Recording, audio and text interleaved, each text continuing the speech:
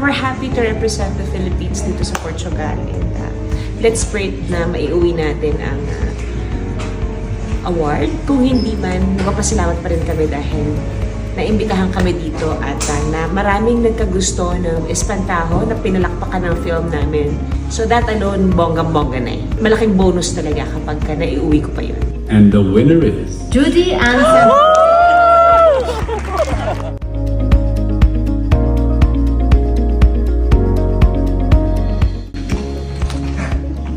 I would like to thank the jury, Fantasporto, for the recognition. It is with great pride and honor that I'm here to represent my country, which is the Philippines. To my husband and to my 3 children, they've always been my inspiration in every project I make. I'm just so happy I'll be bringing home the best souvenir.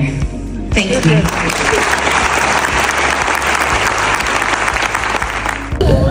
Ay, nakakaloka! Napakaganda ng souvenir na maiuwi ko mula dito sa Porto, sa Fantasporto. Of course, Kuratsa, Direk Chito, Direk Chris, Atty. Georgie, and to all the cast and crew of Espantajo. Siyempre, para sa atin to. Hindi naman ako makakarating dito kung hindi kayo kasama ko. So, to God be the glory. Ang lamig, tapos ang bigat-bigat ng award.